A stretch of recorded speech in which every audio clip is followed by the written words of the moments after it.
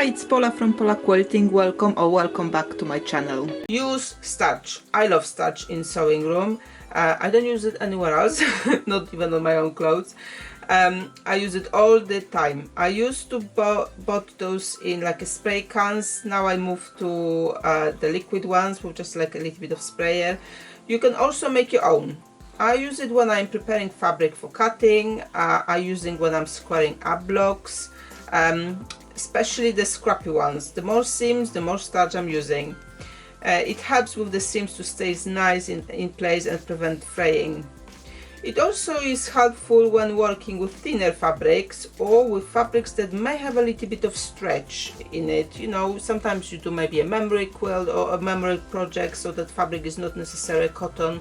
So if you use starch, it will stabilize it and it will make it a little bit easier when you need to cut it. Thank you for watching. I hope you will share this tutorial. Subscribe if you haven't done so. Happy sewing and see you next time.